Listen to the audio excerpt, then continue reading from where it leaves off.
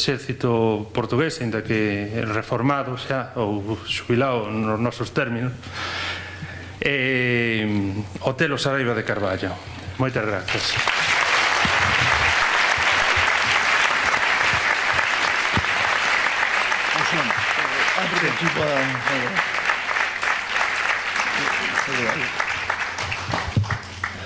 Julgo que, se hablar despacio, como se diz em castelhano, vocês entenderão o meu português. Portanto, vou procurar falar devagar, embora seja contra a minha maneira de ser, gosto de falar mais depressa, mas vou tentar falar devagar para que possam entender-me. Muito obrigado a todos, boa tarde a todos, antes de mais nada, muito obrigado pela vossa presença, e eu estou aqui hoje para vos falar de um acontecimento notável que aconteceu há 40 anos atrás. Portanto, esta sessão está integrada naquilo que pode ser considerada a comemoração dos 40 anos do 25 de Abril de 1974. Nesse dia memorável, 25 de Abril de 1974, um grupo de elementos, oficiais, sargentos e praças, soldados e cabos, do exército português, com alguns elementos da Força Aérea, oficiais da Força Aérea e alguns oficiais da Marinha Portuguesa, derrubaram em 17 horas um regime ditatorial que começou com 6 anos de ditadura militar, seguidos de 42 anos de ditadura fascista. Em 17 horas derrubou esse regime para reconquistar a liberdade para o povo português, reconquistar a dignidade, reconquistar o conceito de cidadania de um cidadão que se sente um cidadão livre num país livre.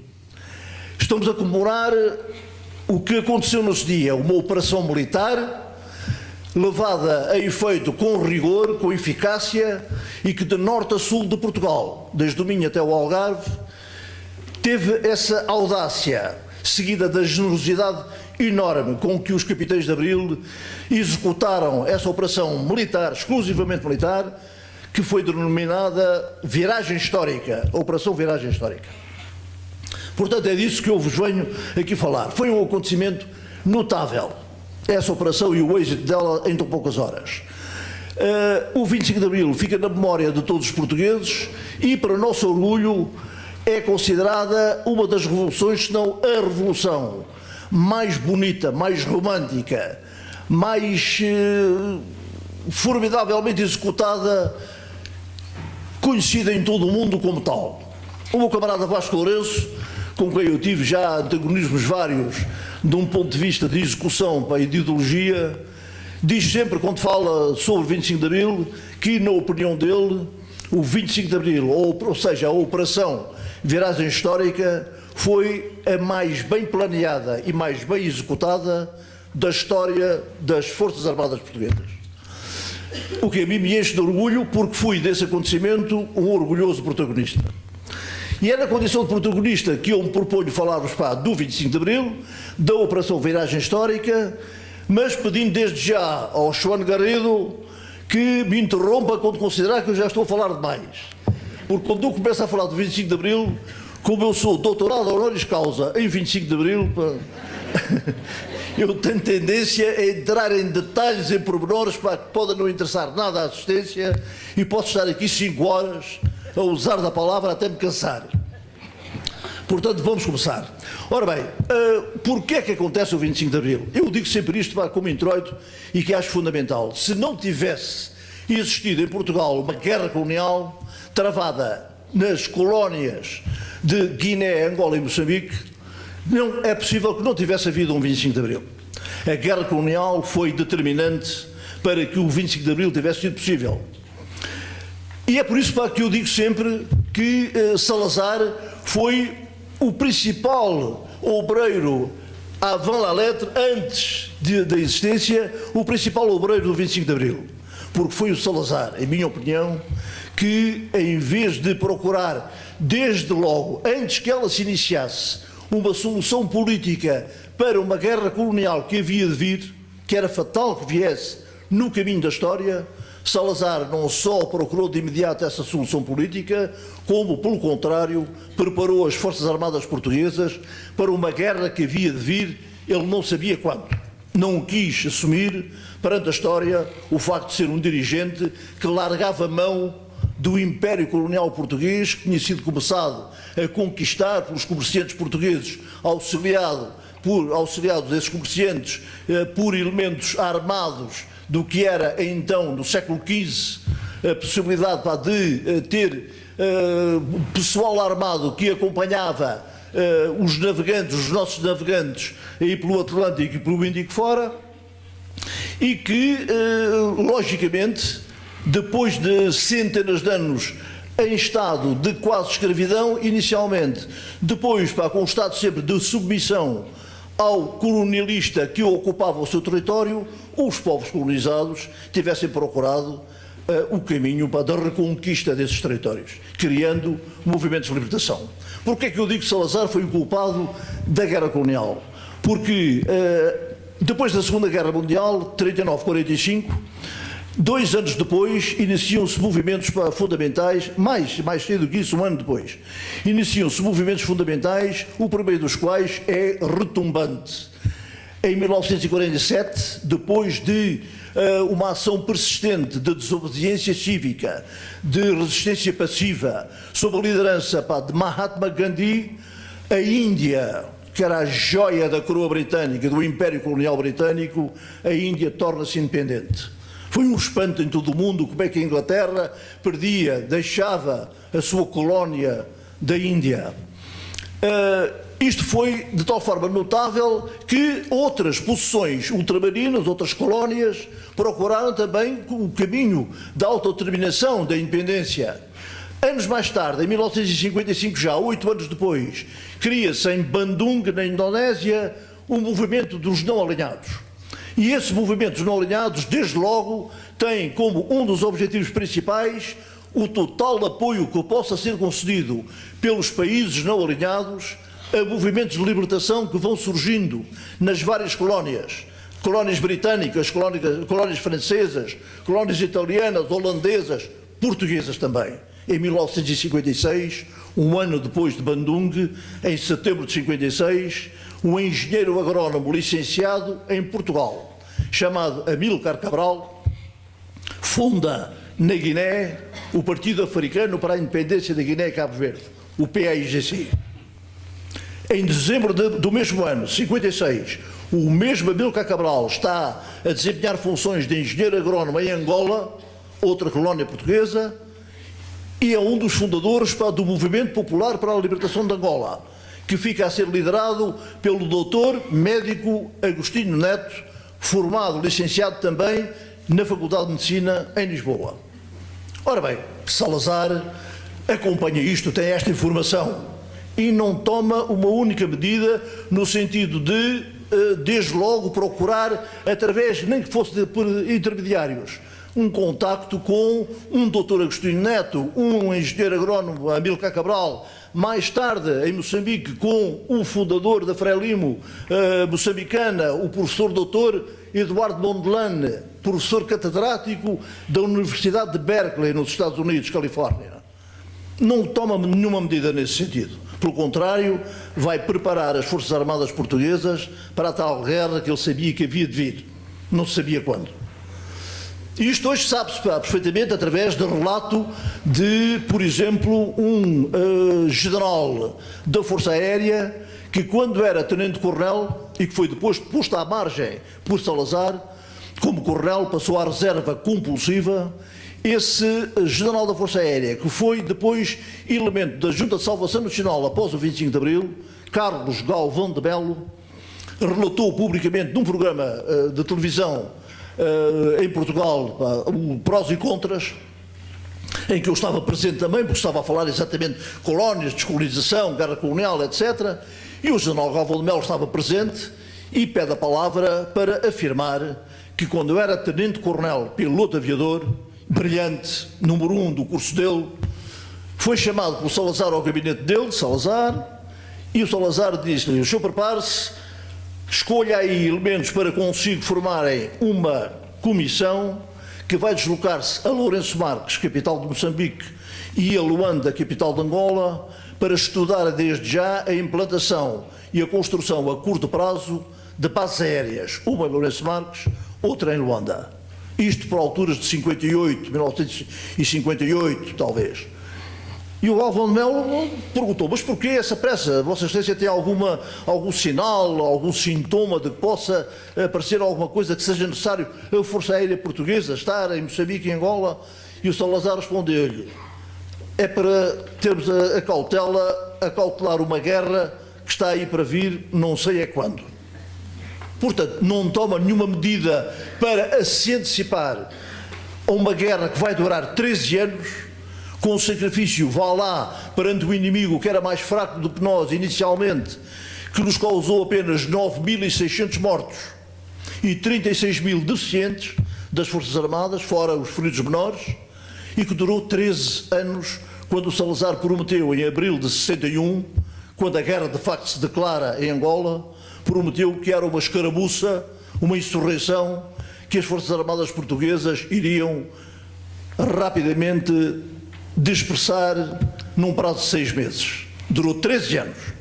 E quando, ao fim de 12 anos de guerra, o substituto de Salazar, Marcelo Caetano, persiste nessa guerra e, em vez de, na abertura que pretende fazer, ou que demonstra querer fazer, na abertura política em Portugal, tanto que faz eleições parlamentares para a Assembleia em outubro de 1969, permite a oposição que esteja presente e que entre para as eleições parlamentares, para a Assembleia Nacional, o Marcelo Caetano persiste nessa senda da guerra colonial, que já durava havia 12 anos, e não querendo encontrar a solução política, seguindo o caminho de Salazar, pressionado pela extrema-direita em Portugal, vai abrir a possibilidade, dada a carência de capitães, e o capitão era a pedra basilar para a guerra colonial, comandava uma companhia de 160 homens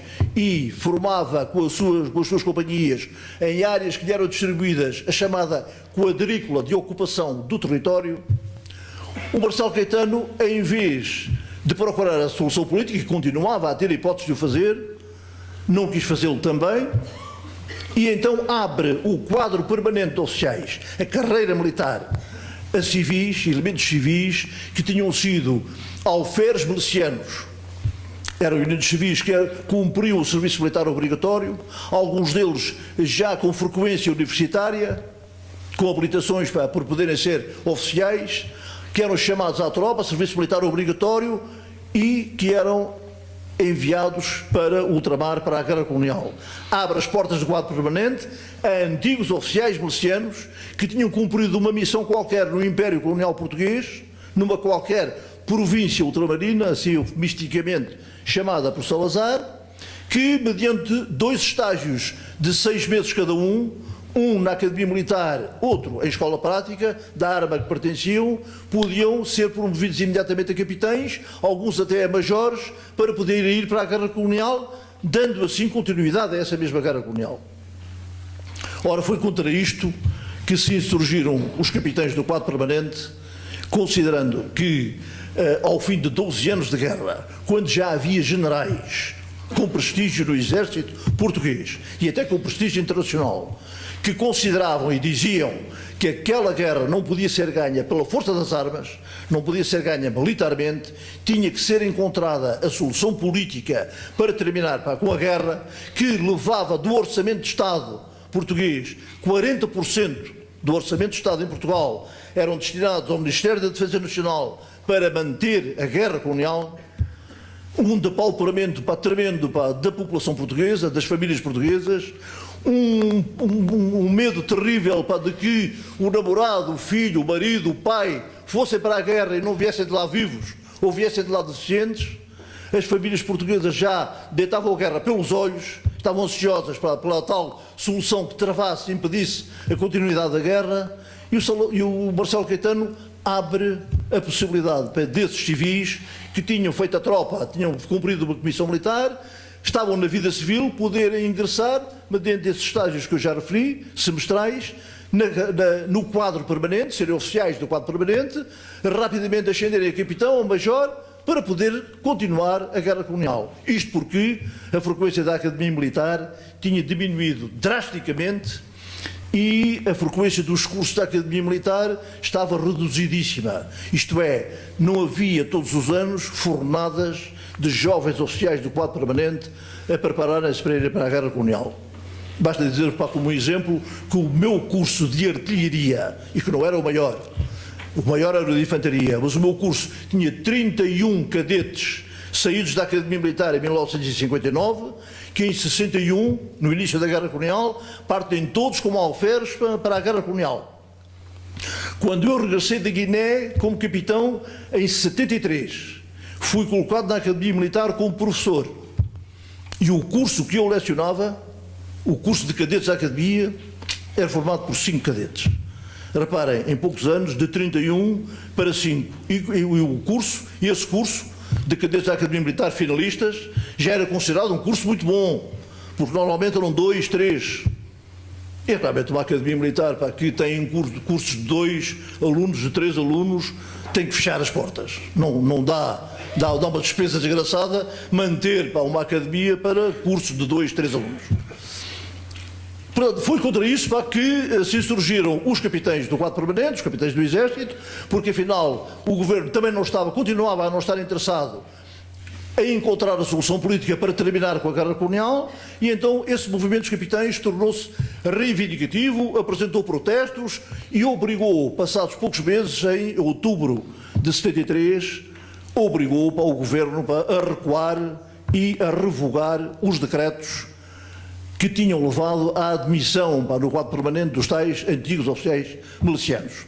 A partir daí, houve camaradas nossos que consideraram a vitória alcançada e regressaram às suas unidades. Mas, felizmente, a maior parte dos capitães, do movimento dos capitães, tendo ganho consciência do poder que tinham, e que já eram cerca de 700 capitães a reivindicar a revogação dos decretos, através de manifestos abaixo-assinados que foram entregues no gabinete do Marcelo Caetano, do Presidente do Conselho de Ministros, contra os decretos.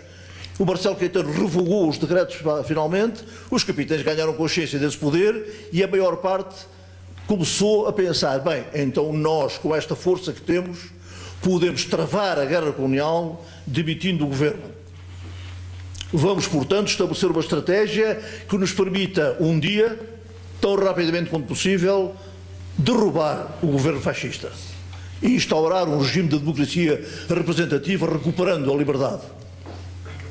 Bem, numa gestação de 9 meses, desde julho de 73 a abril de 74, o movimento dos capitães transforma-se em movimento de oficiais das Forças Armadas, recrutando para um movimento outras patentes, oficiais superiores, majores, tenentes-coronéis, coronéis e legiões generais, para um dia, quando derrubássemos o governo, esses generais poderem integrar uma junta de salvação nacional que assumisse a responsabilidade da gestão política do país.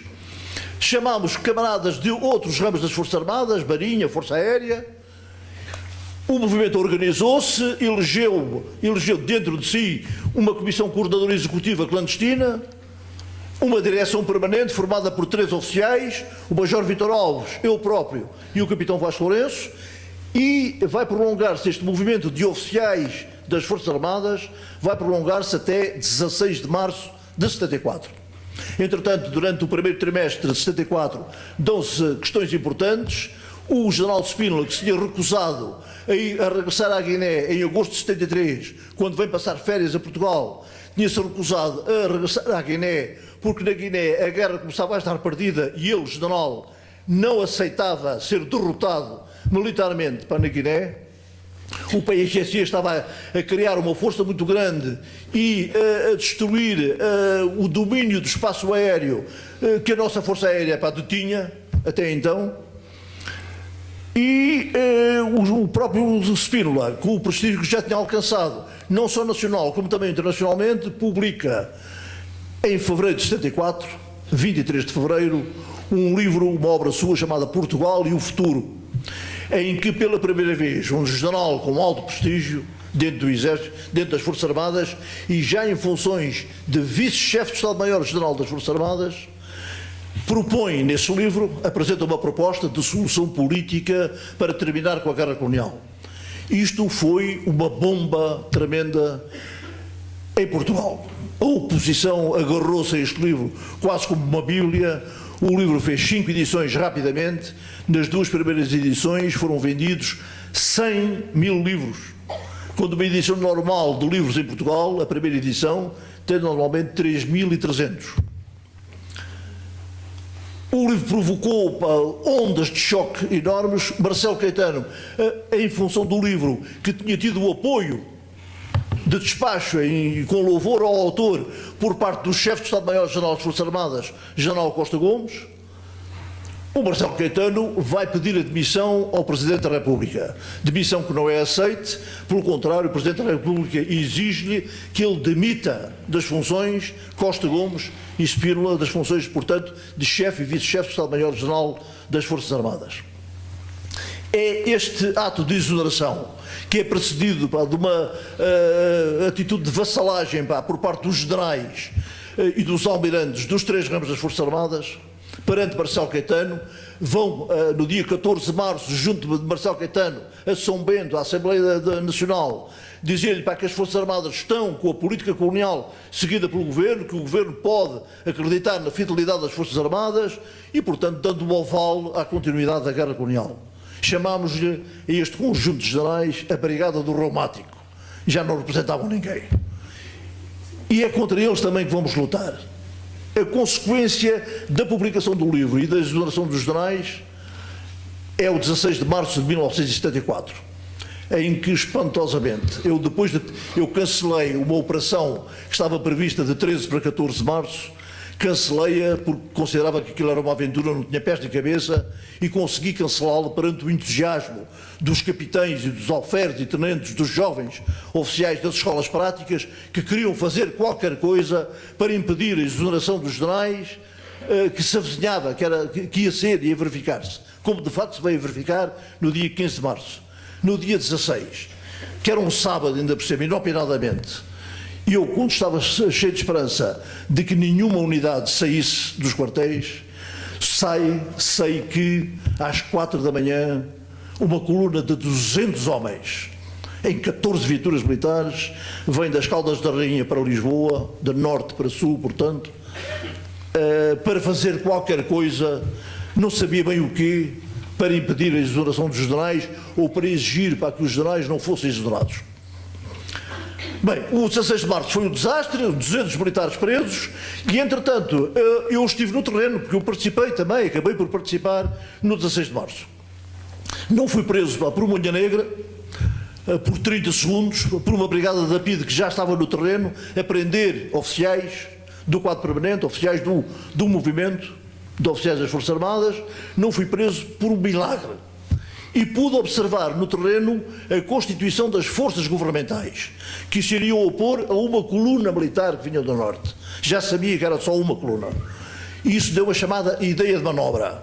Uma semana depois do 16 de março, eu pude reunir 21 camaradas em Oeiras, num andar de um capitão de cavalaria, eu e o Vítor Alves, dado que o Vasco Lourenço já tinha sido compulsivamente transferido para os Açores, para o arquipélago dos Açores, para a Ponta Delgada.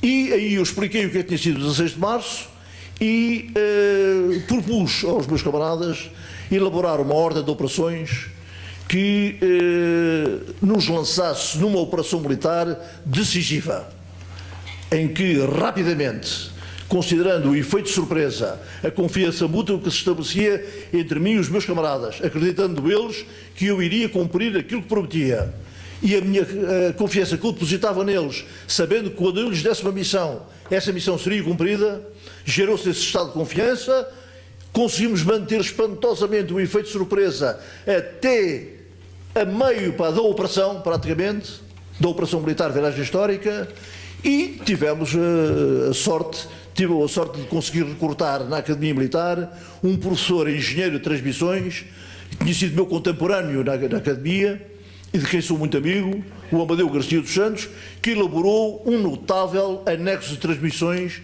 à minha ordem de operações.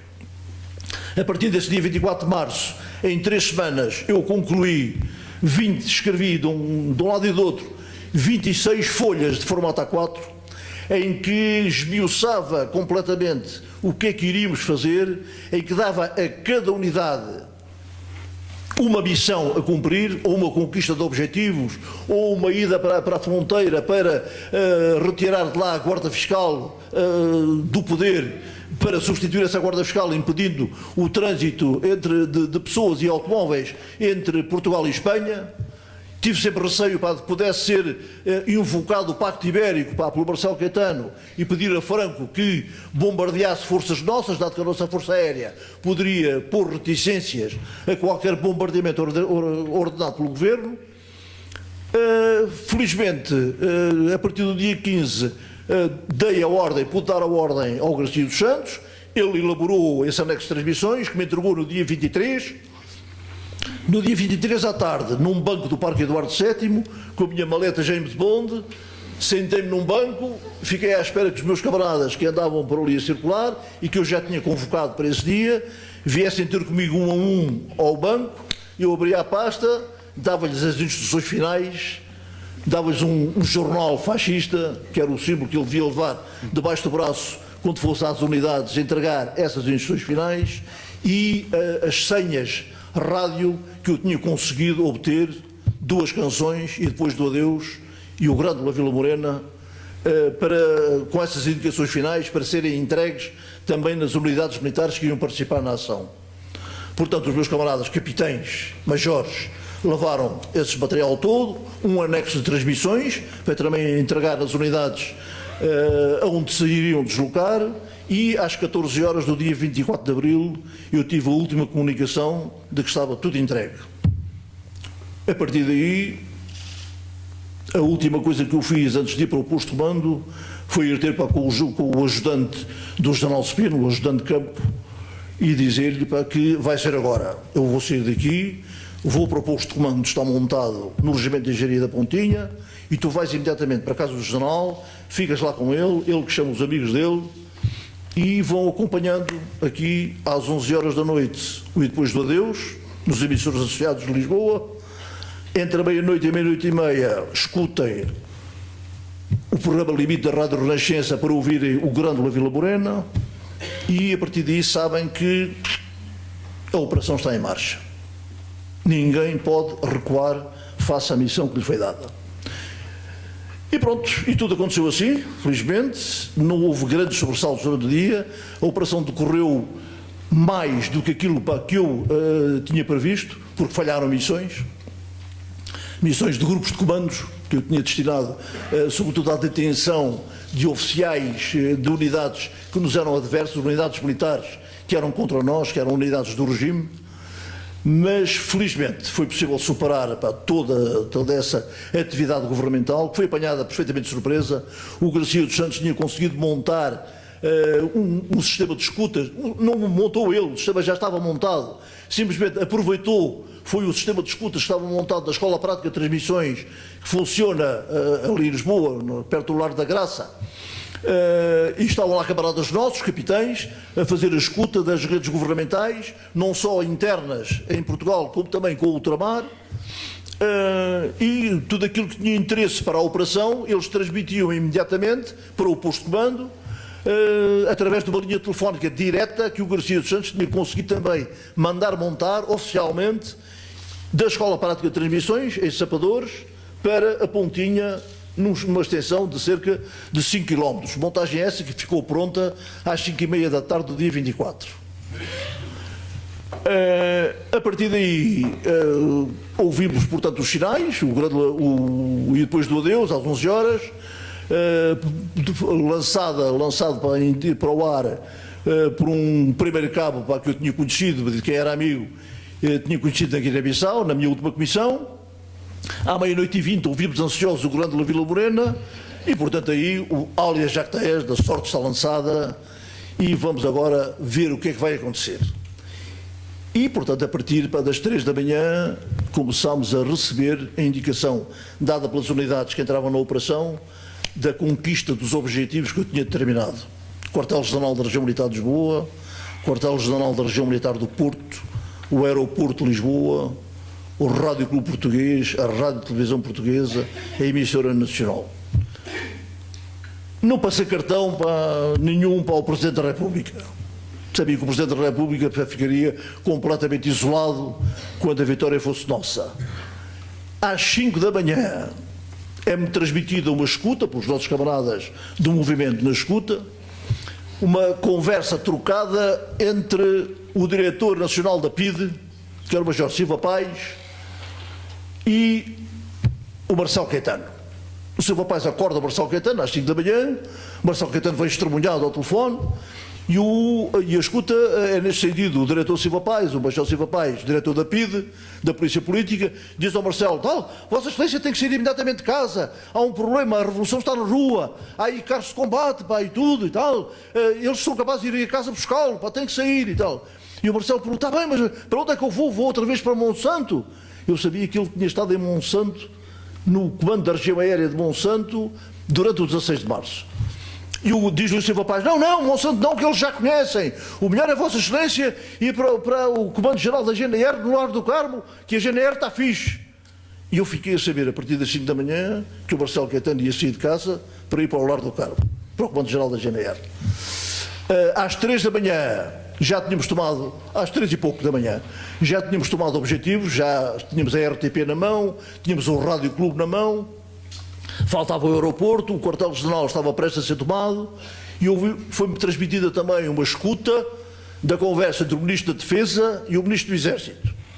E o Ministro da Defesa, que é quem faz a chamada, pergunta ao Ministro do Exército: então, Vossa Excelência, eu telefonei para a sua casa, mas a sua mulher disse-me que estava aí a trabalhar no gabinete, a esta hora, já passa das 3 da manhã, então.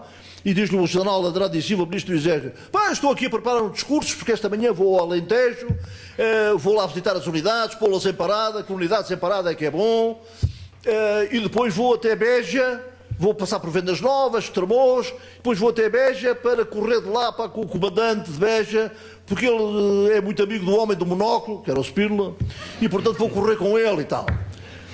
E pergunta-lhe o Ministro da Defesa: mas Vossa Excelência sabe de alguma coisa? Ouvi aqui uns rumores, telefonaram-me a dizer que há aí umas movimentações de tropas e não sei o quê, sabe de alguma coisa? E diz o Ministro do Exército: não, se houvesse alguma coisa, eu já sabia. Vossa Excelência pode acreditar, o país está perfeitamente tranquilo, não há nada, pode dormir descansado e tal. Já tínhamos objetivos tomados, portanto a surpresa foi total.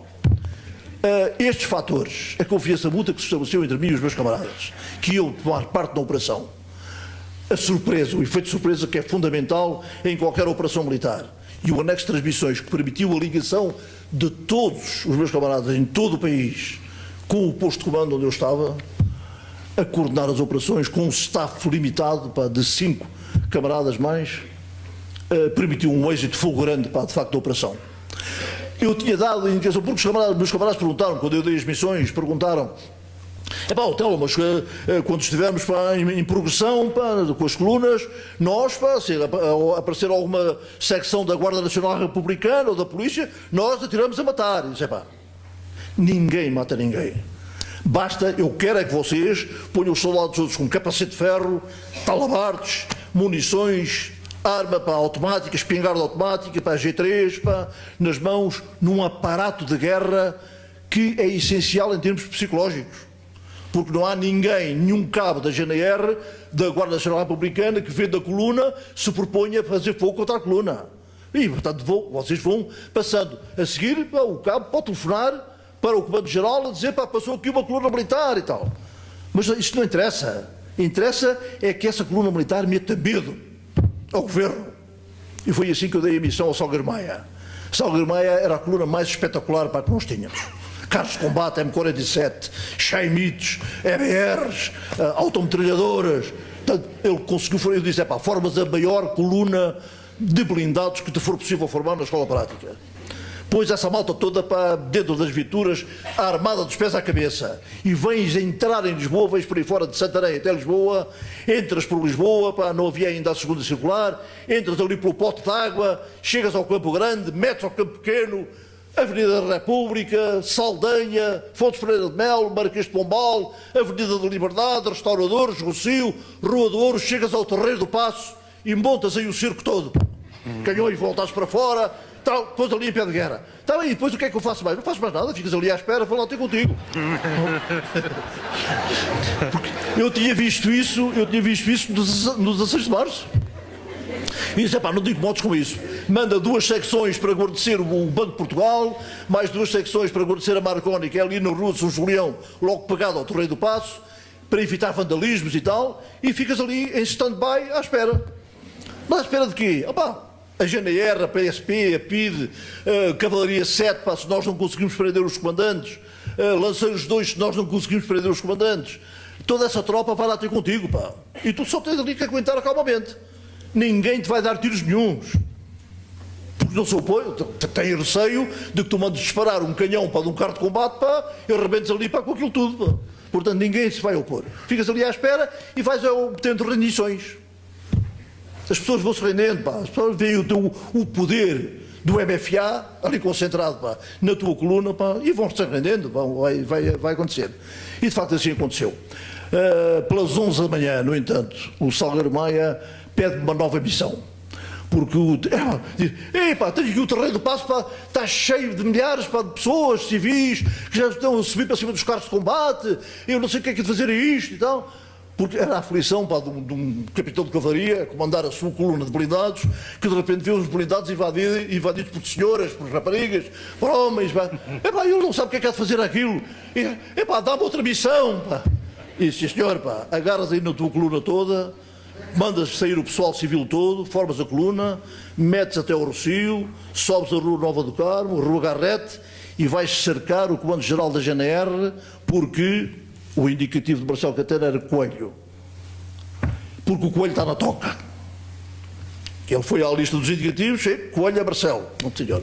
Fez isto, cercou o quartel-general da GNR, e eu queria que a rendição do governo fosse feita na pessoa do Salgueiro Maia. Mas o Salgueiro Maia hesitou muito, pá, porque o sentido da hierarquia do pessoal da cavalaria, pá, é muito forte. E tanto que o Ministro do Exército estava a trabalhar no gabinete dele no Terreiro do Paço, o Salgueiro Maia pede-me às 5 da manhã do Terreiro do Paço, quando chega ao Terreiro do Paço, entra em ligação comigo via rádio, e pede, então, Oscar, pá, peço aqui imediatamente, pá, a presença, pá, de um oficial superior. Oficiais superiores são major, tenente-coronel e coronel. E eu perguntei-lhe, um oficial superior, mas para que é que és um oficial superior? E diz-me ele, porque o Ministro do Exército está no gabinete. E disse, ok, pá, mas eu tinha-te dito, pá, se ele lá estivesse no gabinete, ias lá prendê-lo. E diz-me o Salgueiro Maia, então, não posso, pá, mas não posso porquê? O regulamento disciplinar militar diz que um oficial general só pode ser preso, no mínimo, por um oficial superior. Eu sou só capitão. Opa!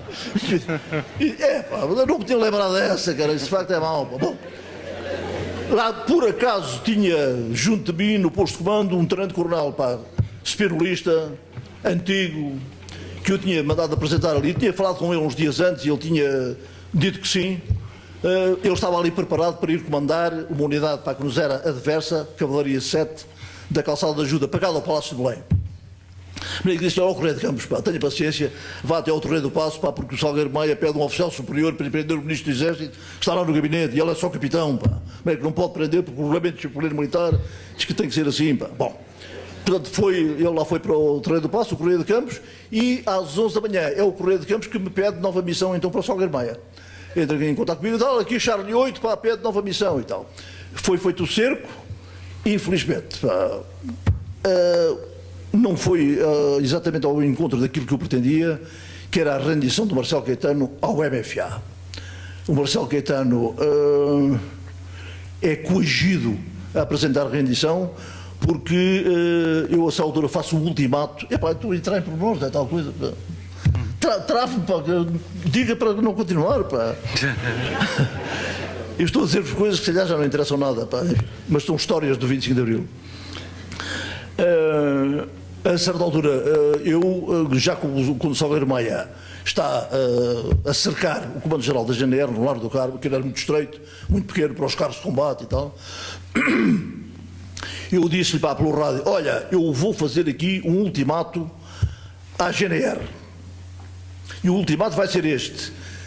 Dou um quarto de hora para apresentarem alguém que venha ao Largo do Carmo, alguém da GNR, um oficial, que venha ao Largo do Carmo para te levar, para te conduzir lá dentro, para tu receberes a rendição para o Marcelo Caetano, que está lá dentro, com outros ministros e tal. Portanto, vou fazer esse ultimato. Parei, tal, telefonei para a GNR e pedi a presença de um homem que tinha sido um oficial que tinha sido meu professor para a Academia Militar, professor de Geografia Militar, o Ângelo Ferrari, Coronel Ângelo Ferrari. Portanto, veio ele ao telefone, então, de onde é que fala e tal? Ele disse daqui, posto de comando do movimento das Forças Armadas. E diz-me ele, sim senhor camarada, mas qual é o camarada com quem estou a falar? Diz, camarada nenhum. Neste momento o senhor e eu não somos camaradas. Estamos em trincheiras opostas. Portanto, não me chamo camarada. Aqui é posto de comando do movimento das Forças Armadas. E eu telefono-lhe para lhe dizer o seguinte: vocês aí, GNR, têm 15 minutos para apresentarem à porta de armas um oficial que conduza o capitão que comanda aí a força do MFA, que está aí no Largo do Carmo, e conduzi-lo à presença do professor Marcelo Caetano, a fim de obter a rendição do professor Marcelo Caetano. Se isso dentro de um quarto de hora não acontecer, eu mando destruir o quartel. Claro que era bluff. Era bluff. Porque eu não destruí um património daqueles. Mas o homem diz, não, olha que está enganado, pá, o professor Marcelo Caetano não está cá dentro, então eu vou ver. Diz, não é preciso ir ver. Eu dou-lhe a certeza absoluta que ele está aí dentro. Eu sei que ele está. Portanto, acabou a conversa. 15 minutos atrás. Passado um quarto de hora, pá, liguei outra vez o rádio para o Charlie 8, que era o Salgueiro Maia. Então, Charlie 8, pá, fiz este ultimato assim. Já houve alguma coisa? Já apareceu aí alguém para te conduzir lá dentro? Não, pá, até agora não e tal. Então, sim senhor, prepara aí uma metralhadora e vais disparar e partir os vidros do primeiro andar para aí das janelas do Comando-Geral. Só para eles verem a ameaça. Pá, e diz-me o Salgueiro Maia, mas isso se calhar, pá, implica muita despesa, pois quem é que paga isso e tal? Isso, pá, deixa lá isso, pá, e depois vê-se, pá, partir vidros, pá, uma coisa que também não custa assim tanto. A malta paga isso para o Orçamento do Estado, pá, e tal, não há problema. Bom, isso, vá, Salgueiro Maia, pá, pistola metralhadora, pá, melhor, pá, arrebenta aí com os vidros das janelas do primeiro andar. Houve ali excitação ainda e tal, não? Até que a essa altura, pá, estava agarrado ao rádio, ouvi a rajada de metralhadora, e os vidros todos a partirem e tal, e isso, aquilo soou-me bem. E disse, pronto, ok, sim senhor, e tal, vamos ver o que é que acontece. Eu não sabia, no reconhecimento que tinha feito, não sabia que aquelas janelas do primeiro andar que dão para o Largo do Carmo eram janelas de quartos da família do General Comandante. Portanto, a mulher e os filhos do General Comandante vão junto dele, para aos gritos, a dizer-lhe para que ele tem que exigir ao Marcelo Caetano a rendição. Senão eles, os bandidos que estão lá fora, vão arrebentar com o quartel e morremos aqui todos. Os oficiais da GNR colaboram nisso e tal, e fazem pressão sobre o comandante, e o general vai então ao gabinete dele, onde tinha alojado o Marcelo Caetano, dizer-lhe, para a Vossa Excelência, tenha paciência, mas tem que se render, porque senão destroem-me o quartel, eu tenho aqui família, pá, e tal, é de maneira que não pode ser. Tal. E o Marcelo Caetano telefona então para a casa do Spínola, do general, e o Spínola diz-lhe que não tem nada a ver com o movimento, mas que tem possibilidade de contatar com os da direção do movimento, e que depois lhe dá uma resposta. E o Spínola telefona-me então para o posto de comando, telefona um tenente-coronel que estava lá com ele, Dias de Lima, e o Dias de Lima diz, o nosso general quer falar consigo e tal. Vem o general ao telefone, e o general diz-me, Otelo, olha, acabei de receber aqui um telefonema do professor Marcelo Caetano, está no Largo do Carmo, e que me pede para eu ir lá para me dar, para se render a mim. O hotel o que é que pretende fazer? Vai lá ao hotel, manda alguém em seu nome, ou quer que eu vá lá e assuma essa missão para receber o poder e tal. E eu fiz este resumo ao Major Vítor Alves, que já tinha vindo do Estado-Maior do Exército, porque estava a solução controlada, a situação estava controlada no Estado-Maior do Exército, e estava com um outro camarada meu, o tenente-coronel Xarais, e disse-lhes, o general está a dizer isto insensado, algum de vocês quer ir por mim, que eu não posso sair daqui, algum de vocês quer ir lá receber o poder. E o Vítor Alves disse, não, então o general Spínola foi eleito por nós para pertencer à junta, pronto, é um homem nosso, ele que vá lá e que assume essa função. E eu, ao telefone, disse, pronto, meu general considera-se mandatado pelo movimento das Forças Armadas e dirige-se ao Lar do Carmo para receber o poder das mãos do professor Marcelo Caetano. E pronto, o Spínola cumpriu essa missão, o Marcelo Caetano foi... E agora, nesta rememoração que eu estou a fazer, vou contar-vos aqui mais duas coisas importantes. O Marcelo Caetano vem, eu tinha dito aos meus camaradas que todos os oficiais, ministros, etc., que fossem detidos, eram recolhidos à área do posto de comando da Pontinha, porque eu tinha mandado preparar uma caserna pegada ao posto de comando para alojar essa gente toda com camas e tal, camas de soldado, que era o que havia assim em maior profusão, e eles acabaram por ficar instalados em quartos de oficiais. Era o Almirante Henrique Terreiro, o Ministro dos Negócios Estrangeiros Rui Patrício e tal, e o Marcelo Caetano. O comandante do Regimento de Engenharia da Pontinha não sabia que o posto de comando tinha sido montado no interior da unidade. E às 7 horas, quando ele vai para a unidade para corresponder à entrada em prevenção rigorosa das unidades, quem vai recebê-lo à porta era um camarada meu, também professor na Academia Militar, que já tinha sido segundo comandante do Regimento de Engenharia da Pontinha e que fazia parte do meu staff ali no posto de comando. E eu pedi-lhe, Lopes Pires, vai no stand lá abaixo, está a chegar o comandante, porque da guarda telefonaram, está aqui o nosso comandante. E o Lopes Pires foi receber o comandante e explicou-lhe, o Lopes da Conceição, desculpa, mas o posto de comando do MFA está montado aqui dentro. Aqui ninguém me disse nada e tal. O homem ficou todo irado. Então, mas quem é que está a receber o poder e tal? E o general Spínola. Pronto, então se é o general Spínola está bem. Então, o próprio comandante, quando chegam os detidos do Lar do Carmo, instala o Marcelo Caetano no quarto dele, comandante. Não, Vossa Excelência, faça favor. Então, instalou no quarto. Os outros ministros foram instalados em quartos de oficiais. Passaram ali uma noite, porque no dia seguinte um camarada meu da Força Aérea, o Costa Martins, capitão Costa Martins, já tinha, por ordem de indicação minha, tinha preparado para um avião da Dakota para levar Presidente da República, Marcelo Caetano, mais os ministros para que estivessem com ele e tal, para a Madeira, para a Ilha da Madeira, para os afastar de qualquer tumulto, para que houvesse qualquer precipitação popular e tal. Portanto, dormiram essa noite no Regimento de Engenharia da Pontinha. No dia seguinte, às 7 da manhã, o Lopes Pires vai ao quarto do comandante para avisar por Sr. Marcelo Caetano de que está uma viatura já preparada para o levar para o aeroporto, a fim de apanhar o avião para a Madeira. E o Marcelo Caetano, sim senhor, abre a porta, sim senhor, agarra no saco com umas coisas, com uma muda de roupa e tal, e dirige-se para o carro, desce as escadas do prédio e dirige-se para o carro. Quando vai entrar no carro, põe o saco, volta-se para trás, o Lopes Pires faz-lhe a continência, e o Marcelo Caetano dirige-se, estende-lhe a mão e diz: Sr. Tenente Coronel, quero agradecer na sua pessoa a deferência e a cordialidade enorme com que eu fui aqui recebido, apesar da minha rendição com que eu fui aqui recebido. Eu que esperava ser maltratado de alguma forma, agradeço muito a si e a todos vós a forma como aqui me trataram. Nunca mais esquecerei. Pronto, tomou lugar no carro, foi para o aeroporto.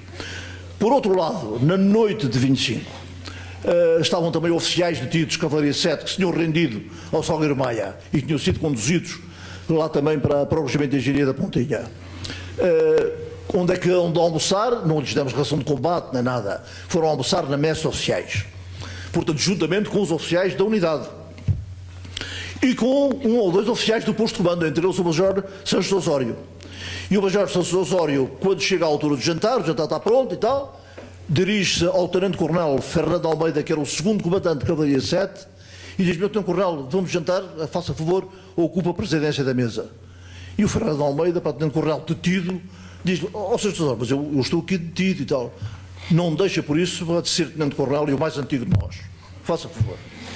E o Fernando Almeida ocupou a presidência de uma mesa sendo um oficial detido. Isto para vos dizer do cavalheirismo e do sentido de responsabilidade com que nós, de facto, quisemos fazer a mais bela revolução que Portugal já conheceu e que o mundo talvez tenha já conhecido. Pronto, muito obrigado pela vossa atenção. Se quiserem fazer perguntas, muito obrigado.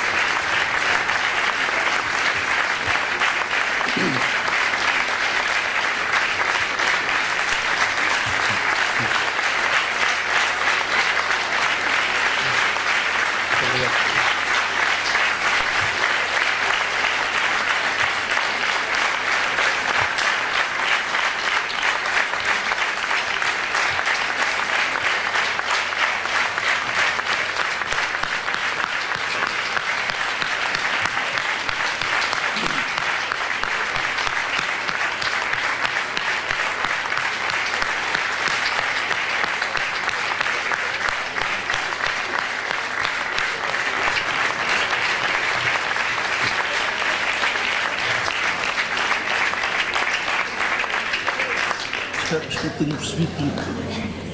Espero que tenham percebido tudo o que eu disse. Sí, pienso que sí. Bueno, ahí empezades a disparar. Bom, Como não percebo muito bem o que é. olá. Bom, depois de celebrarmos este glorioso sucesso, eu o que me pergunto é que como isto deturpou logo a contra-revolução, foi também exitosa, não? Dalo agora, como está o panorama actual de neocolonial de Portugal, presa da Troika, como vê você, o personagem histórico, esta situação não daria para fazer outra revolução mais? Entendeu, perfectamente. Entendeu. Pergunta que está começando agora as cousas e non daría para facer outro exercicio de aderir. Como se chegou á situación actual? Bem, aqui há 40 anos, quando fizemos o 25 de Abril, a nossa perspectiva foi a perspectiva de um cumprimento de missão. Ninguém nos mandou fazer o 25 de Abril, fomos nós que decidimos fazer aquela operação militar em 25 de Abril de 64, que levou à queda do fascismo em Portugal. Portanto, foi com um espírito enorme de missão e de profunda generosidade. Considerámos que 48 anos de fascismo era já demasiado, era um povo que estava oprimido e que vivia num estado policial em permanente medo de ser denunciado pela polícia política, podia ser preso, exilado, etc. E daí que nem sequer quando o Spínola chega ao posto de comando na tarde de 25, depois de vir do Lar do Carmo, dá-me um grande abraço e diz-me logo: vocês fizeram uma coisa extraordinária, isto foi uma coisa fantástica, sim senhor, eu quero imediatamente promover por distinção todos os que aqui estão e vão ser condecorados com a Torre Espada e tal. E nós dissemos: meu general, não aceitamos nada, nós fizemos isto com espírito de missão e não queremos nem louvores, nem condecorações, nem promoção por distinção nenhuma. Daqui, não, nós não queremos nada disso. Esse espírito de missão e essa generosidade levaram-nos a considerar que o que estava agora em causa era o bem-estar do povo, depois de 48 anos de fascismo. E pusemos isto no programa político do MFA, dizendo para todos os governos que a seguir ficarem instalados no poder, por eleição ou por designação, devem tomar medidas imediatas no sentido de elevar o nível cultural, o nível social, o nível económico, do povo português, sobretudo tendo em atenção as classes sociais mais desfavorecidas. E, portanto, isto eram tudo desígnios marcados pelo MFA. Simplesmente, o MFA, tão rapidamente quanto possível, abandonou o poder. A perspectiva era essa exatamente. Era tão depressa como possível. E estava escrito no programa, no prazo máximo de um ano, serão realizadas eleições livres, pela primeira vez na história do país, eleições livres para uma Assembleia Constituinte, que elabora uma nova Constituição, pondo de lado a Constituição salazarista, elaborada por Salazar, e que tinha sido promulgada em 1933. Ficou sem efeito. No prazo máximo de 2 anos serão realizadas eleições livres para uma Assembleia da República. E, portanto, é necessário que haja partidos a formarem-se. E abrimos imediatamente as portas a que partidos novos surgissem, se formassem, e que aqueles que já existiam, como era o caso do Partido Comunista e a Ação Socialista Portuguesa, que já se tinha transformado em partido em abril de 73, pudessem surgir livremente e competir eleitoralmente para alcançar resultados que pusessem deputados seus no Parlamento. Portanto, desligámos do poder, tão depressa quanto possível, para que não persistisse a ideia que pudesse ser considerada a nível exterior, a nível do mundo e pela própria população portuguesa, ou pelos detratores, por aqueles que desde logo iniciaram um combate contra o MFA e contra a nova situação, portanto elementos do regime acabado de cair, que pudessem acusar-nos de estarmos a lançar novamente uma ditadura militar. Há camaradas meus que consideram que devíamos ter conservado o poder durante mais tempo, enquanto não houvesse uma clarificação da situação em Portugal, da situação do poder. Mas considerámos que era preferível não o fazer. E logo que houve as eleições para a Assembleia Constituinte, embora tivéssemos dito que, por pacto com os partidos, entretanto formados, que os resultados eleitorais daquela eleição para a Assembleia Constituinte não iriam definir de forma alguma a constituição definitiva de uma Assembleia, de um Parlamento, eram apenas para ocupar lugares de deputados na Assembleia Constituinte, para elaborar uma Constituição, e era só para elaborar a Constituição. A verdade é que os resultados eleitorais foram logo utilizados pelo Partido Socialista, que não esperava ganhar as eleições. Havia o receio, mesmo para os elementos mais abertos da oposição, de que o Partido Comunista tinha um poder enorme a apoiar pela União Soviética e a ganhar o poder. Havia esse receio que estava instilado durante 48 anos na população portuguesa, o comunismo, os comunistas e tal. A verdade é que utilizaram de facto os resultados da Assembleia Constituinte para começar a ganhar posições no xadrez e a começar a fazer imposições de lugares. Esta recusa nossa, do MFA e dos oficiais, em fazer parte do poder, ainda tivemos um ministro, o Vítor Alves foi ministro da Educação, o Melo Dudes foi ministro dos Negócios Estrangeiros, tivemos o Costa Brás, ministro da Administração Interna, depois um outro oficial da Marinha, também ministro do Almeida Costa, ministro da Administração Interna também. Portanto, houve ainda posições desse género. A essa altura, durante o PREC, inclusive o próprio Vasco Gonçalves, quando entra em queda, quer empurrar-me para o cargo de Primeiro-Ministro. E eu disse ao meu general, eu não tenho, considero que não tenho capacidade política, de conhecimento político, neste momento, para poder ser Primeiro-Ministro. Portanto, recuso completamente. Depois os meus camaradas dos 9, no verão pequeno de 75, também quiseram empurrar para a presidência, tirar lá o Costa Gomes, disseram, não, tu é que tens de ser o presidente e tal. E disse, mas eu até estou em desacordo com vocês e vocês querem que eu vá para a presidência fazer o quê? Ainda fomos ao Forte São Lourenço da Barra, onde estava o Costa Gomes, foi o Loureiro dos Santos comigo. Vocês sabem que é o Loureiro dos Santos? Não sabem? Eu estou aqui a dizer nomes que vocês me conhecem. Chegou a general, chefe de Estado-Maior-General das Forças Armadas, depois do 25 de Abril e do 25 de Novembro e tal, para impor ao Costa Gomes a saída dele e para ser substituído por mim na presidência. E eu ri-me daquilo. Eu conhecia o Costa Gomes, sabia que o Costa Gomes ia embrulhar aquilo em papel celofane, mas nada. Portanto, esta falta de apetência pelo exercício do poder político foi marcante em todos nós. E eu, por várias vezes, fui pressionado, e o Vasco Lourenço depois também, fui pressionado para ser promovido a General 4 Estrelas, para assumir funções de chefe de Estado-Maior-General das Forças Armadas, pressão do Spínola, logo 2 meses depois do 25 de Abril.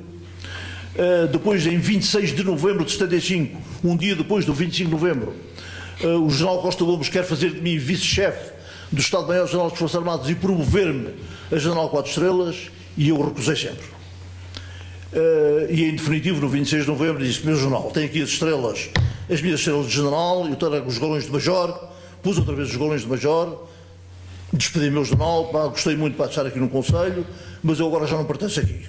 Esta guerra já não é minha. Portanto, para meus camaradas, tal, e despedi-me, fui-me embora.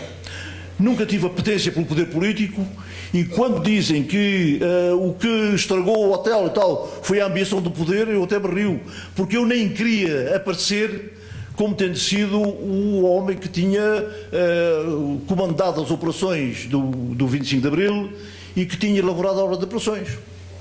Eu disse logo isso ao Vasco Lourenço, quando fui buscá-lo no dia 28 de Abril, ele chegou dos Açores, eu fui buscá-lo lá ao aeroporto, e disse-lhe: pá, ao Vasco, pá, como vês, pá, a missão cumprida, fiz a ordem de operações, pá, comandei a operação militar, teve êxito, e amanhã estou outra vez na Academia Militar com o professor, pá, adjunto tático de artilharia. E o Vasco Lourenço disse: tu és maluco, pá, agora é que se vai começar, pá, as responsabilidades políticas e tal. Disse: pá, não tem nada a ver com isso. Melo Antunes, Vitor Alves, tu, tal, Vasconcelos, metam-se nisso. Eu estou fora disso. Eu sou militar, faço uma operação militar, foi o que eu propus e levei a cabo, e não quero aparecer sequer, pá, como o homem, pá, que esteve no posto de comando para coordenar as operações. Passados 3, 4 dias, sou chamado ao comandante da Academia Militar, ao general, que me diz: Saraiva de Carvalho, pá, eu tenho muita pena, mas vamos perdê-lo como professor. E eu disse: mas porquê? Eu fiz alguma coisa? Mas não, o que é que aconteceu e tal? E ele diz: não, já estão para aqui o nosso general Costa Gomes, já estão para aqui 2 vezes a exigir a sua presença na Cova da Moura, onde está o Estado-Maior-General das Forças Armadas, mais o MFA, para lá tudo. Você deve ter sido um homem importante do MFA, porque um tal capitão Vasco Lourenço também já telefonou para aqui 3 vezes a exigir aos berros para que você se apresente para na Cova da Moura. Mas que já lhe mandei passar aqui de marcha e você vai para a Cova da Moura. E foi assim que eu fui parar à Cova da Moura, fiquei lá a aguardar para que me dessem alguma colocação lá dentro, porque não queria pertencer à Comissão Política, até que me vieram dizer para que eu iria ser comandante do COPCOM, possivelmente. Sou chamado, nessa altura, fui chamado a Belém, e o general Spínola informa-me que me vai promover a General 4 Estrelas, e eu hoje poderia ser um General 4 Estrelas, a ganhar uma reforma 4 vezes superior àquela que eu tenho, como coronel, e que vai promover a General 4 Estrelas para eu ser o chefe de Estado-Maior-General das Forças Armadas. E eu disse ao meu general: está enganado. Não vou ser, de certeza, o chefe de Estado-Maior, nem vou ser promovido a General 4 Estrelas. Vai ser, senhora, então estou-lhe a dizer, pá, sou eu que o promovo. Não vai ser, porque eu não aceito. Eu recuso completamente isso. Eu sou major, continuo como major, pá, e vou continuar, pá, como major. Bem, nessa altura, pá, fui coagido, pá, pelo meu camarada e amigo Monge, tinha sido um dos presos do 16 de março, e que era um spinolista ferrenho, pá, e estava lá na presidência com o Spínola, que disse ao general: o general podia graduar o hotel em brigadeiro, é o posto mais baixo do oficial-general, para ele assumir pelo menos as funções de comandante da região militar de Lisboa e comandante adjunto do COPCOM. Se o hotel aceitar, para tu aceitas isso e tal. Disse: bem, graduado em brigadeiro, aceito. Sim, senhor, aceito isso. Mas com uma condição: é quando eu deixar de ser comandante da região militar de Lisboa e comandante do COPCOM, eu regresso à minha patente de major. E ficou assim combinado. E foi assim que aconteceu. Anos mais tarde, pá, já eu fui passado depois 2 vezes à reserva compulsiva pelo Conselho Superior de Disciplina do Exército.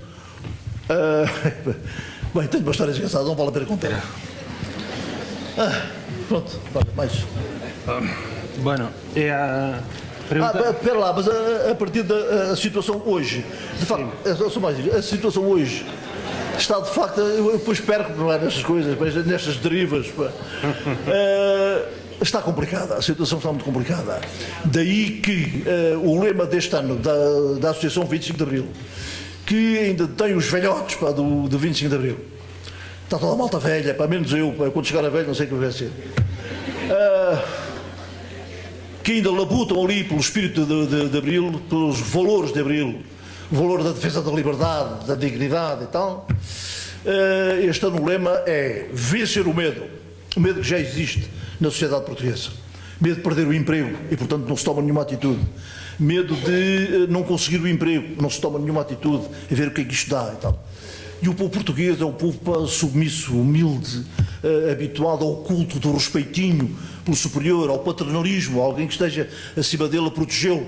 E eu vi isso no Copcom, quando se abre a tampa da panela de pressão, pá, e o povo sente que está protegido pelo MFA, pelo Copcom, etc., fez coisas notáveis, maravilhosas. Uma iniciativa especial, o dinamismo, capacidade, inteligência na resolução de problemas do cotidiano, nas fábricas, nas empresas e tal, notável. Quando não está protegido, recolhe a toca, não mexe. E, portanto, a situação é essa. A nossa perspectiva é, primeiro, vencer o medo, que já se apossou de novo da sociedade portuguesa e que está a ser instilado pelo Governo. O nosso Governo está a procurar destruir a coesão entre as famílias portuguesas, pondo os velhos reformados contra os novos, dizendo para os novos, pois é, o problema é para os velhos, as reformas que nós pagamos aos velhos vão impedir para que daqui a uns anos vocês tenham direito à vossa reforma. Então, portanto, põem os velhos contra os novos, os empregados contra os desempregados, porque os desempregados querem cobiçar para os lugares daqueles que estão empregados, porque não têm nada.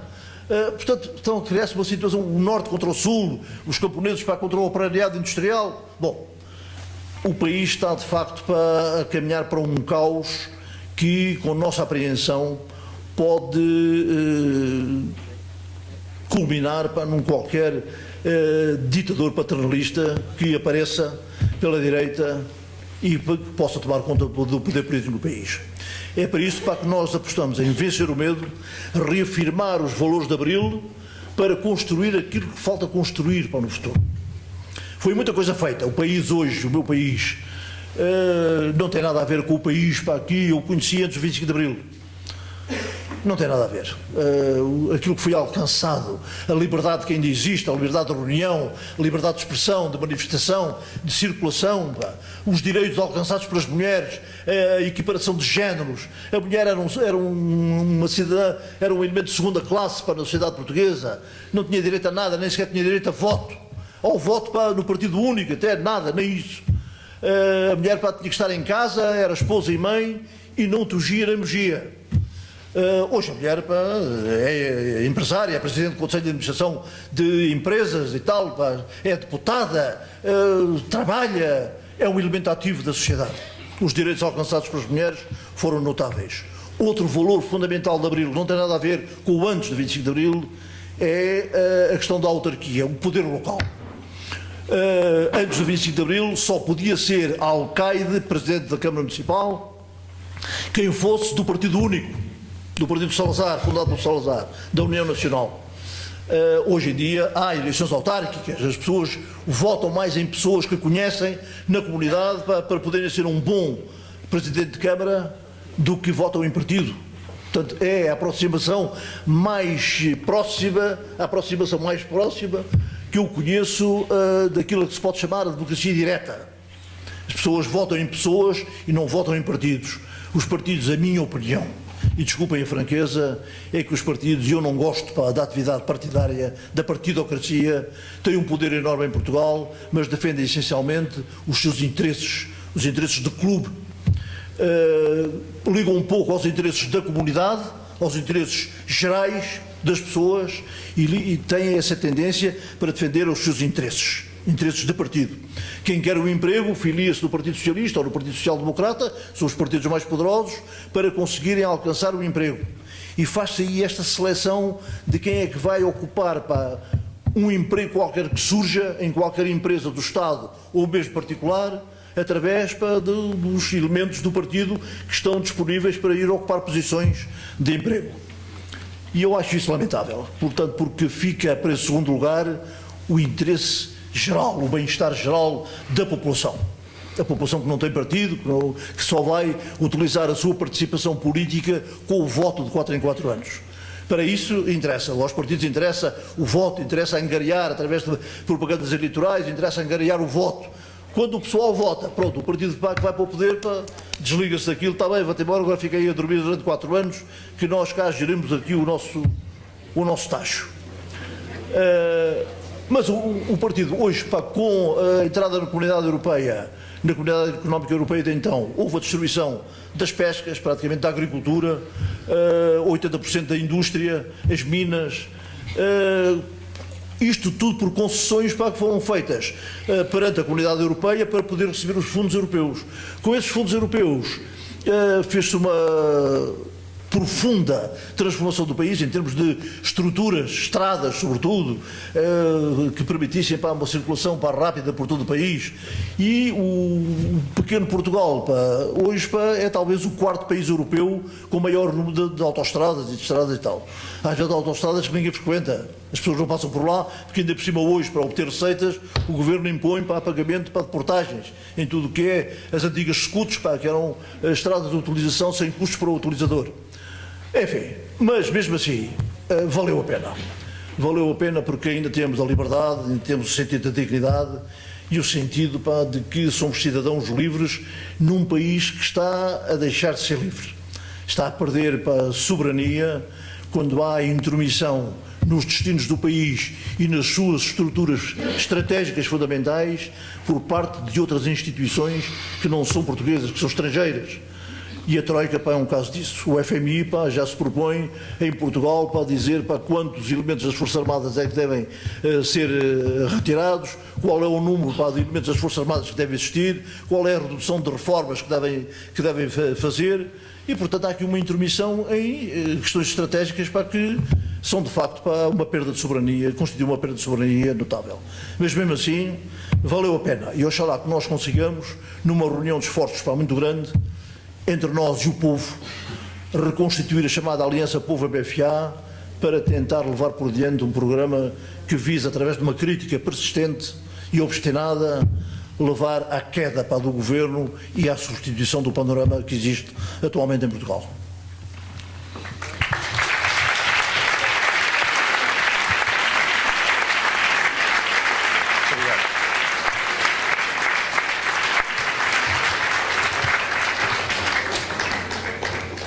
Hola, moi boa tarde, moito obrigada. Moito obrigada, moito obrigada. Un placer telo oído. Varias cousas. Bueno, estou de acordo con isto que estaba dicindo agora ao final dos partidos, mas tan só unha pregunta e reflexión.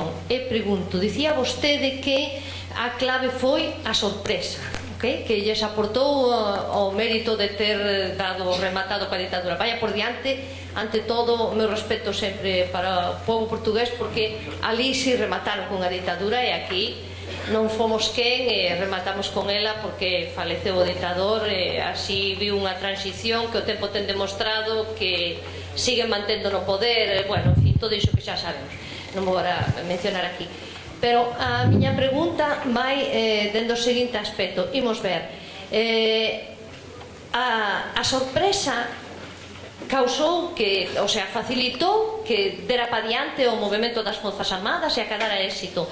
Pero, ademais da sorpresa, por suposto, para min, a estrategia, porque creo que peca vostede de modestia, non? E iso foi moi ben organizado, moi montado, con pouco tempo, non o sei, pero aí detrás xa estaba un traballo, non? E eu digo, esa sorpresa, quizás hoxe, con todo o que vivimos na época da información, isto non sería contraproducente para ser quen de poder, primeiro, dende a cidadanía vexo complicado que poidamos, porque neste momento que vivimos, perdón por non rematar as frases, neste momento que vivimos, que temos en España máis de 6 millóns de parados, porque son máis, seguro, porque a EPA xa daba máis fai un ano e pico, e entón hoxe son máis seguro e siguen manipulando as cifras. Como é que non se pode poñer freno a isto? Como é que a cidadanía non somos quen de organizar algo para rematar con isto que está acontecendo? Ben, entón digo, vale, corto, sí, perdón, a sorpresa hoxe en día non se podería acadar por motivo de que a través das redes que nos poderían facilitar a comunicación nos traen tamén a súa vez que isto podería fallar por aquí, porque eu sempre me preguntei como é que puideron manter o silencio e que non se decataran do outro lado, no goberno, o que vostedes estaban facendo. Moitas grazas, disculpe. Eu vou pedir desculpa pelo seguinte: eu tenho uma surdez artilheira notável, cerca de 60% da audição perdida. Portanto, é por isso que eu estou a ouvi-la, mas não percebo o que é dito. É por isso que eu nem vou ao teatro. Não vale a pena, pá, não percebo o que é que os atores dizem. Portanto, peço aqui ao João Garrido, não é que traduza, é que... Qual foi a...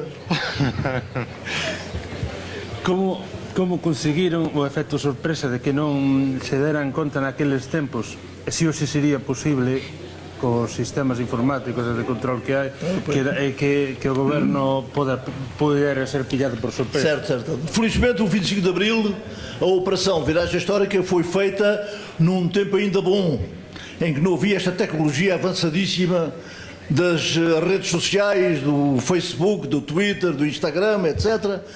E só havia um telefone fixo, nem sequer havia telemóveis nessa altura. E isso tornou possível, foi uma das causas que tornaram possível o efeito de surpresa. O receio que tínhamos era que algum de nós, algum dos militares, em família, dissesse o que é que se estava a passar. Eu só disse à minha mulher o que ia acontecer na noite de 23 de Abril, quando lhe anunciei que nessa noite já não dormia em casa, porque aquelas longas sessões em que eu passava ali as tardes a escrever, e escrevi 26 folhas de formato A4 para escrever a ordem de operações em manuscrito, só um exemplar. Aquilo não era bem um romance, mas era uma ordem de operações para uma operação militar que eu ia desencadear no dia seguinte, às 11 da noite do dia seguinte. E ela ficou espantadíssima e disse: olha, fui eu que preparei a operação, portanto tenho aqui uma responsabilidade muito grande. Esta noite já não durmo cá, para a hipótese de haver uma quebra de segredo da operação que possa trazer cá a casa a PIDE para me prender, e portanto vou já dormir ao Regimento de Engenharia da Pontinha, onde vou montar o posto de comando. E depois ela diz: bem, então e quando é que é a operação lançada? Amanhã, dia 24, à noite, pá, nós se quiseres pôr o rádio a trabalhar, vais ouvir o João Paulo Diniz para lançar o E Depois do Deus. Então ela diz: bem, então quer dizer, já não vamos à ópera. E eu disse: à ópera? Pois não, ei, irmão, eu tinha comprado bilhetes para a Traviata. Tinha comprado bilhetes na secção cultural e recreativa da Academia Militar, tinha comprado 2 bilhetes para a ópera A Traviata, cantada pela John Sutherland, que era uma soprano La Splendida, tinha essa designação em Itália, acho que era La Splendida, uma soprano australiana que estava na altura em grande forma e com grande prestígio, para o Coliseu dos Recreios. E nunca mais me tinha lembrado daquilo, pá. Portanto, e a minha mulher, com o sentido economicista, diz-me: pá, mas amanhã, pá, ainda vais à academia, podes devolver lá para receber o dinheiro e tal. Eu disse: pá, não vou fazer isso, pá, porque depois de eu ter lutado para conseguir os bilhetes e agora devolvê-los e tal, pode levantar desconfianças. Não, ficam os bilhetes, pá, não vamos, e pronto. E a minha mulher, pronto, ficou: está bem, pronto. Tá. E ela perguntou: ouve lá, mas se por acaso vocês perderem, pá, se isto não for como tu dizes, pá, e houver uma derrota e tal.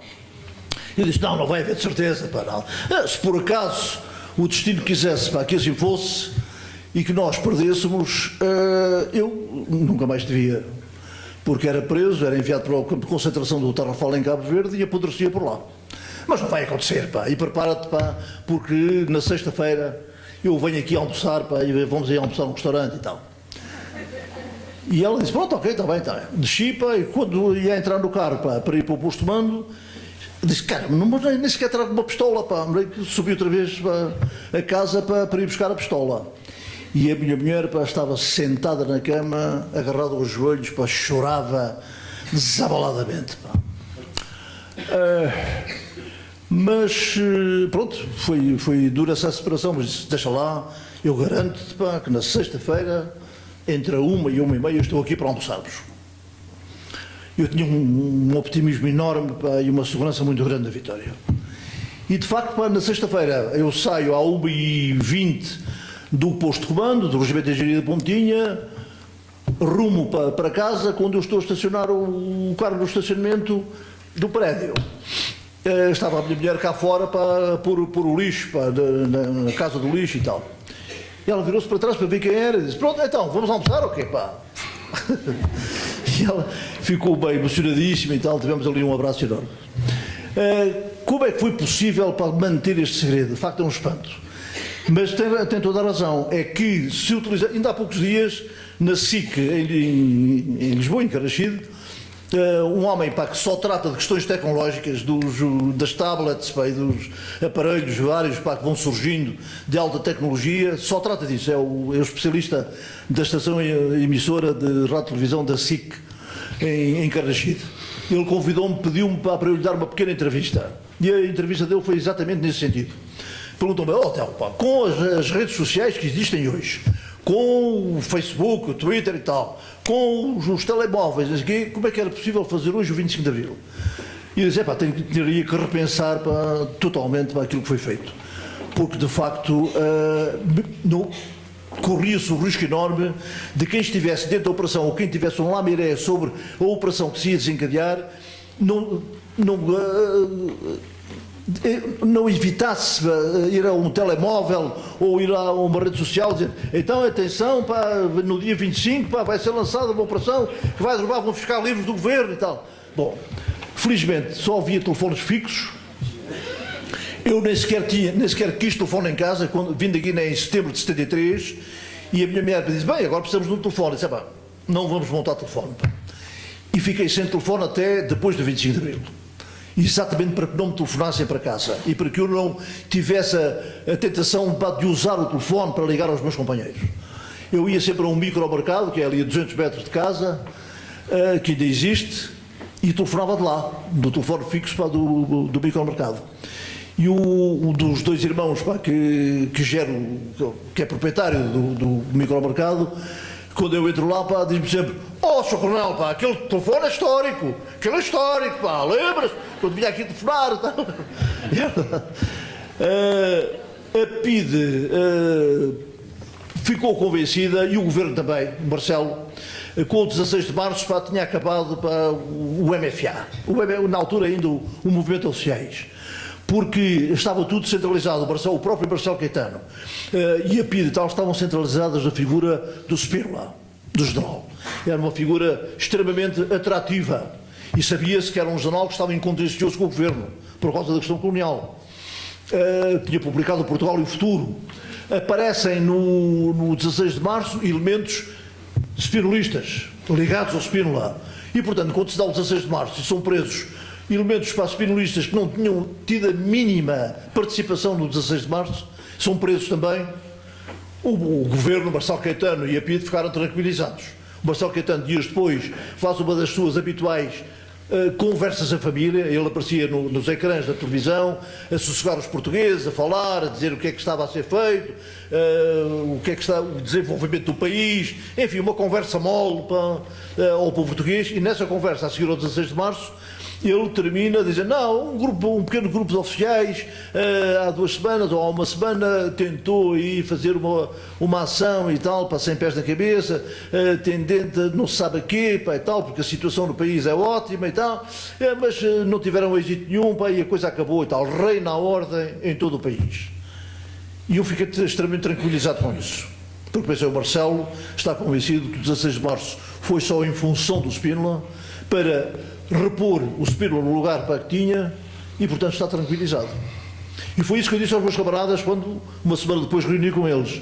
Disse, agora, fundamentalmente, vamos fazer uma operação militar, sem ambiguidade, que derruba o governo.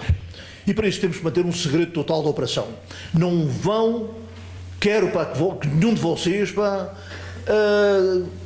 tenha a tentação de telefonar a alguém, a falar no movimento, que nem uma carta, nada, não há conversas, não há reuniões a partir daqui, acabaram as reuniões, não há comunicados MFA, nada. Vamos fazer de conta que o MFA morreu. O governo fica tranquilizado e nós vamos trabalhar. Vocês vão para as unidades, retomam a atividade normal e ficam apenas à espera que um dia, através de algum dos oficiais da ligação, um capitão, um tenente, chega ao pé de vocês e diga, o hotel quer falar contigo, vai ter com ele Oeiras para falarem sobre o que está em preparação e tal. E foi assim que aconteceu. Portanto, foi sempre contacto verbal. O A conhece o B conhece o C, transmite a mensagem, o C veio ter comigo e tal. Isto foi possível manter, pá, de facto, até ao 25 de abril, o que foi notável, notável. Foi um fator fundamental para o êxito da operação. A PIDE, pá, ficou descansado, e eu disse aos meus camaradas, alguém me perguntou, foi Marcos Júnior, recentemente falecido, ó Major, fala aí na ordem de operações, na operação que se vai fazer e tal, para quando é que o Major, pá, pretende lançar a operação? E eu disse, pá, o máximo tem que ser lançado na última semana de abril, e num dia que não seja fim de semana, nem sábado, nem domingo, nem segunda, nem sexta, tem que ser, portanto, terça ou quarta ou quinta, porque nos outros dias, segunda e sexta, sábado e domingo, as unidades estão vazias e não podemos manter os soldados na unidade a um fim de semana para fazer uma operação militar clandestina. Portanto, isso levava a desconfianças enormes. Porque é que só fizer? Nenhum soldado quer ir de fim de semana. Portanto, tem que ser terça, quarta ou quinta quando eles estão nas unidades. E assim foi. Portanto, eu distribuí as missões numa terça-feira, as instruções finais. Na quarta-feira seguinte, dia 24, à noite é lançado e depois de adeus. Na quinta-feira, madrugada, é lançada a operação. Isto foi o convencimento total do Governo de que a ação do movimento tinha terminado com o 16 de março. Bem, pido perdão já pela moléstia, que já todos estamos cansos, não? Pero unha pregunta clara e sencilla. Contactos co exterior, embaixadas, países, tiñan algo? Contactos co exterior con outras embaixadas ou outros países que tiveran apoio aos do movimento? Nada. Não contactei, não tivemos contacto com nenhuma instituição ou organização civil. Um camarada meu uma vez veio dizer-me, quando sabia que eu estava já a tratar da ordem de operações, era um oficial de ligação, veio dizer-me, para o hotel, eu tenho aí contactos com um grupo político, julgo que seria o MRPP. E se quiseres o contacto com eles, para na Alameda, para Afonso Henriques, ali na Fonte Luminosa, organizarem ali uma sala fusca qualquer que atraia a PIDE, eles não se importam de ir presos e tal, mas estaria a PIDE enquanto nós tínhamos a possibilidade de fazer outras coisas e tal. E disse, não vamos meter aqui ninguém civil. Todas as experiências que temos de tentativas de golpe de Estado ao longo de dezenas de anos resultaram negativamente, exatamente porque misturaram elementos militares com civis. A coisa não liga. Tem que ser uma operação militar, exclusivamente militar, executada por militares, sem intermissão de civis. Não contatámos com nenhuma embaixada, não tivemos apoio de ninguém, porque não pedimos, não solicitamos. Não era preciso. Nós iríamos fazer a operação por nós, à nossa inteira responsabilidade. Pero si con militares demócratas do Estado español polo problema do Pacto Ibérico, non? Do movimento das Forças Armadas. Isso, um contato com militares, porque o Almada Contreiras foi um dos dois elementos da Armada que participou no 25 de Abril. Ele era o chefe do Centro de Comunicações da Marinha e passou, desde 24 até 26, passou o tempo todo no Centro de Comunicações também a ouvir e escuta as redes da Armada, da Marinha.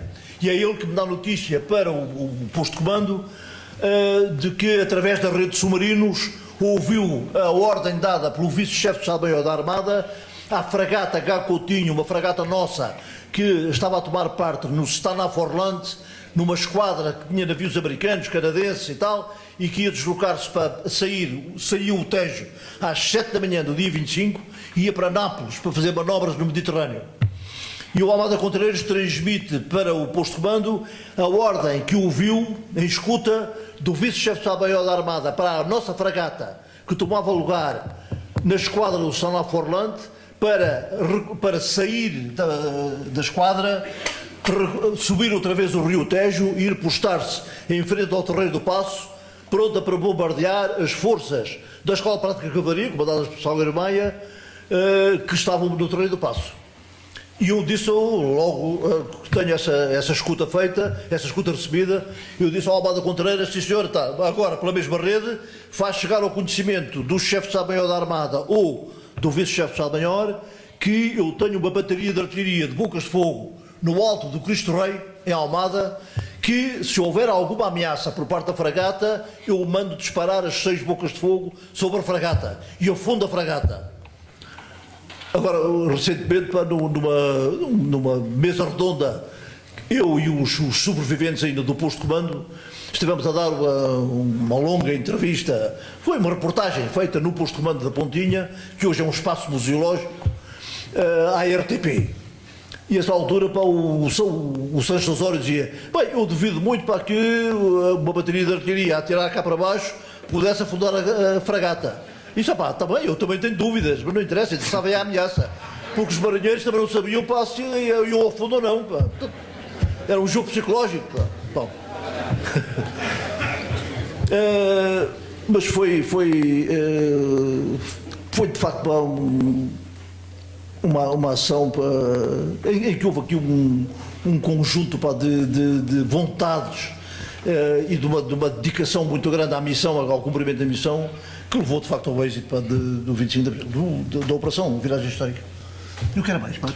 Decía pelas relacións do MFA coas organizacións militares. O Almada Contreiras era casado com uma senhora espanhola,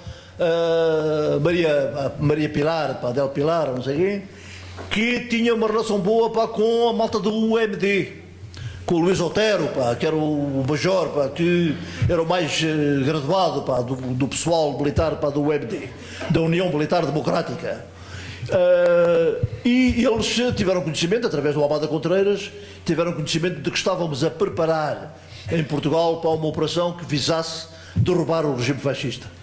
Mas não sei se tiveram conhecimento, devem ter tido conhecimento do dia, porque o primeiro jornalista que surge às 7 da manhã no posto de comando da Pontinha, em Lisboa, e vem um capitão para dizer: está ali fora um jornalista da TVE, da TVE. Mas ele é cá correspondente? Não, veio de Madrid, chegou agora. Manolo Alcalá. E eu vi cá fora e eu falei: você é jornalista da TVE? Então somos bem-vindos à hora de Madrid, queremos entrevistá-lo, hombre. Pronto. E ali foi a primeira entrevista que eu dei, enquanto chefiando o posto de comando, foi um jornalista espanhol da televisão espanhola, Manolo Alcalá. Portanto, ele deve ter sabido disso através do pessoal da UMD.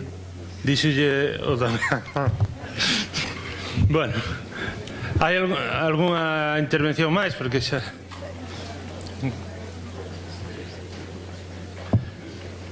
Bueno, pois se non hai ninguna intervención, queríamos facer un último homenaxe. Por lo menos había compañeiras da aula que consideraban que se está a facer, con motivo do 40 aniversario, unha homenaxe a un amigo de Galiza. De feito, foi en Galiza onde se escoitou por primeira vez esa grándola Vilamorena que sirveu de sinal para desenvolver as actividades que levaron a cabo a revolución.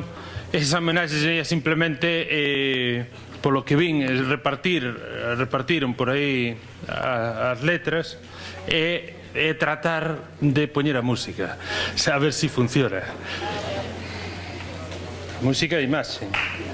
Sería unha interpretación conxunta que creo que participou o propio Otelo e outros membros do MFA, do Movimento das Forzas Armadas, que tuvo lugar con Xosé Afonso, claro, que tivo lugar en Lisboa.